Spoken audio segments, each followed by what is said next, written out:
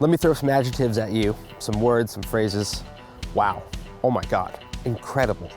Is that the new Stingray? Is that the Batmobile? Is that a Ferrari? Yeah, that's the 2015 Chevy Stingray.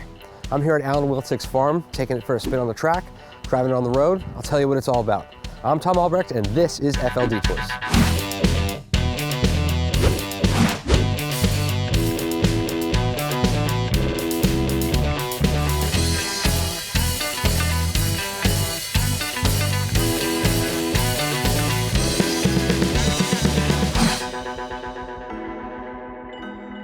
So this is the 2015 Corvette Stingray. It does a lot of neat things, but let's get the most important thing out of the way. It's fast. It's really, really, really fast. 455 horsepower and 460 pound-feet of torque from a 6.2 liter V8. Chevy, doing it right, as always, when it comes to this kind of power. There's a lot of things different from the previous generation to this generation. The most noticeable one is the way it looks. I think this is the best looking Corvette ever. There have been some complaints about the taillights, there have been some complaints about some other things, maybe the angles are a little too sharp, whatever. Stop complaining. I completely disagree. I'm sure there's about 100 of you right now foaming at the mouth, ready to say, oh, GM recalls, GM recalls. Stop. It's time to let it go. Yes, they've done some things in the past that did not pan out so well for them when it came to quality. But you know what? They're not the only ones, and they're sure as hell not the last ones. Let them fix it, move on. Because when it comes to GM products, especially this Corvette, it's serious business. The quality is there. They paid attention to every detail. The engineers did not spare any expense into designing this car from the ground up into something that is a formidable piece of equipment, a machine, a tool, a utility of destruction of speed limits.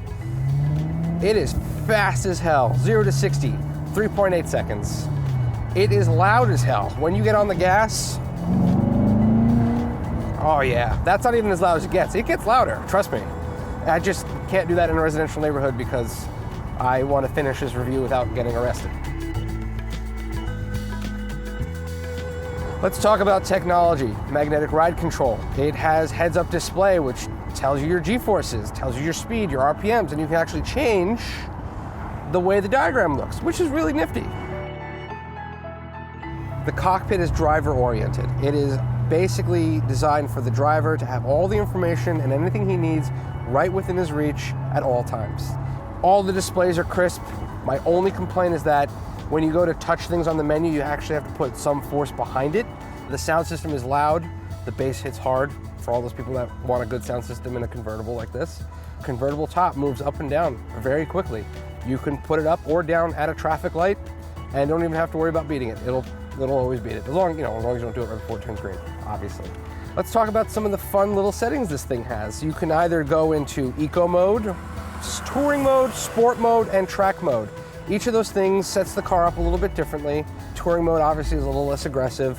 The exhaust becomes quieter. Sport mode, the exhaust opens up immediately. Eco mode is to save fuel. Speaking of fuel economy, city you get about 17, highway is about 29. It's believable. That's coming from the 7-speed manual. It's also available in an 8-speed automatic. Their fuel economies are similar. The 7-speed manual is notchy. It is confidence-inspiring. When you put it into gear, you know you've put it into a gear. However, there is a learning curve, believe it or not, going from 4th gear to 5th and 6th. You know, most manual cars come with a 6-speed manual transmission these days. So when you go from 4th gear to 5th gear, it's pretty simple. Neutral position, as far as you can go, jam it up into 5th. 6th gear, jam it down into 6th. No problem. With 7 gears, caught me off guard twice. Going from 4th, I would move it over to the right thinking I'm going into 6th gear. Nope, went straight to 7th. Car didn't bog too much. You'll get used to it after a while if you decide to buy this car, which I highly recommend if you're in the market for it. 5th gear, 6th gear feel normal. Going into 7th, it's kind of gummy. Not gonna lie. It doesn't feel confidence inspiring. 7th gear is an overdrive gear. It's meant for fuel economy when you're on the highway, obviously. And it also does have cylinder deactivation when you want to save fuel. So it goes from an 8-cylinder to a 4-cylinder when you're just, cruising on the highway. Let's talk about packages. First and foremost, Z51 package. Dry sump, a bunch of other cool stuff. Do it, get it. If you're in the market to get this car, the first thing you tell them, I want the Z51 package. You go to the dealership, you sit down with the dealer or the salesperson and be like, listen, all right, I want a Corvette Z51 package. Let's start there. Then we'll talk about the rest of it. Very important. It is worth every penny. It changes everything. The car is great without it, but it's at its prime with it. 3LT package and 2LT package, which are available in this car we have here. Leather wrapped everything. Two-tone stitching, red stitching on the black leather, the red stitching on the black leather steering wheel, the red seats, which are comfortable, supportive. I wouldn't take it on a super long road trip, but everyone's different. They're comfortable. I'm not saying they're not. Rev match downshift. It's gimmicky for some. I like it. It's very accurate. It doesn't really interfere with my driving. It actually makes it easier. Another cool feature of the Corvette Stingray, which is an option, is called Performance Data Recorder, or PDR.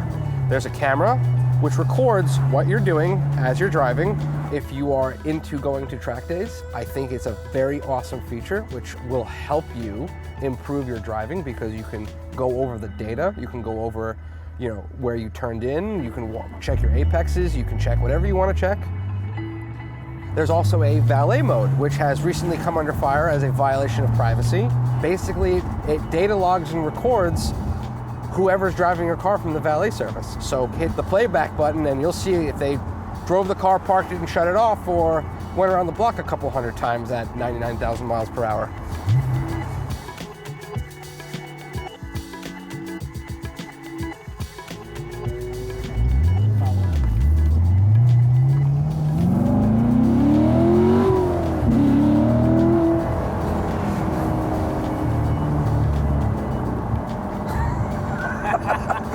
We are following a Ferrari right now. If you are in the market for a Ferrari, I'd still take the Corvette. It'll save you about $200,000. It looks just as good. It drives just as good. It sounds just as good. It does come with a better warranty than the Ferrari. It's cheaper to maintain than a Ferrari. It is easier for you personally to work on than a Ferrari. Parts are cheaper than a Ferrari. I would just take this over a Ferrari. Sorry, Ferrari. I mean, I know you're the ultimate brand in the world. Not gonna hit you for that. But still, I like this. This is like, it's not even every man's supercar. It's not a poor man's Ferrari. It's not. For $72,000, it's not cheap, but you get everything you want for every single penny that you put into it. It's impressive. I couldn't drive a city block without 10 people yelling something, asking me a question, or just their mouths agape staring at it.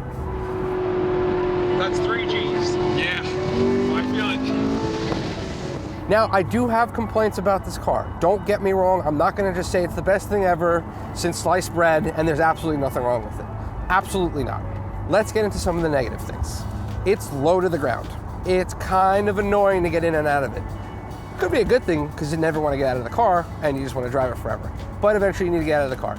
The other thing is, I love convertibles. After having driven this car, I would not own one. I just don't like the lack of trunk space. There's hardly a trunk. You could fit maybe 2 duffel bags and a suit bag underneath where the top drops into. That's with every convertible though. You will always sacrifice trunk space for the drop top. The windscreen's a little bit low, my head's hanging out of it. That's why I'm wearing a hat, because my hair would look utterly ridiculous right now. And I'm just enough self-conscious to wear a hat. By the way, Sour Patronus, old school, thank you very much. Opening the doors using electronic buttons. I like the concept.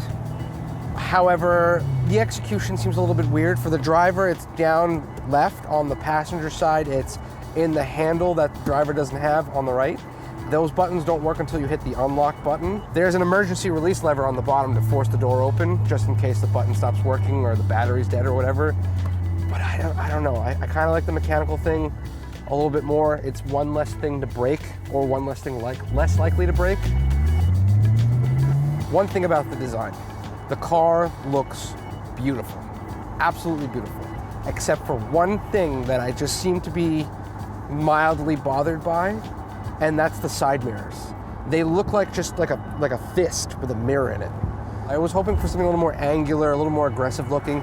The visibility's fine. It just, I don't know, from the driver's seat, it doesn't feel like it matches the rest of the car. From the outside, it looks fine. I could be wrong, but just a personal thing, has nothing to do with anything beyond my tastes. If you disagree, it's totally fine.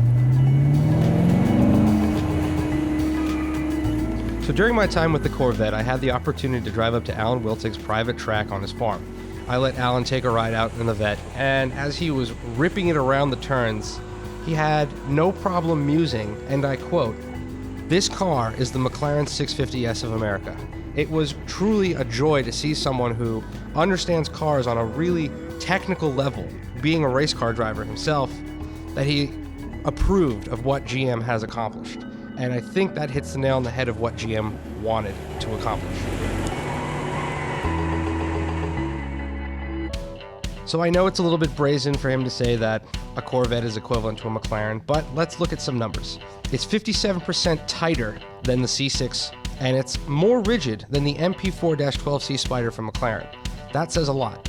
GM actually conceived the car as a convertible first. So you're probably sitting there wondering, how could a convertible handle so well? Usually convertibles are, chopped roofs and they become a little more flimsy because the rigidity isn't there. Not in this case. GM said, let's build a convertible first and make it as rigid as possible. The Targa roof on the coupe and the roll bars actually don't provide any structural support to the car. They're just there for A, safety, and B, covering your head when it rains. So the only loss you get with the convertible is trunk space, which is kind of an issue if you plan on going on a long trip and pack suitcases, because they better be small. This is a beautiful piece of American engineering. It's fast, it's loud, it's in charge, it has the luxury, the performance. Yeah, you know what? It's not a Ferrari, but you know what? I'd take it over a Ferrari. Sorry, Ferrari. I know you have exclusivity. You have the engineering technology as well, but this car you can live with every day. I want to thank Alan Wiltig for letting me, drive the car on his track, and thanks for watching FL Detours. Until next time, I'm Tom Albrecht. There's tons of reviews out there right now that exist about this car, and, they'll tell you all the fun, neat things, and that's a funeral right there, so I'm just going to take it easy. Hold on.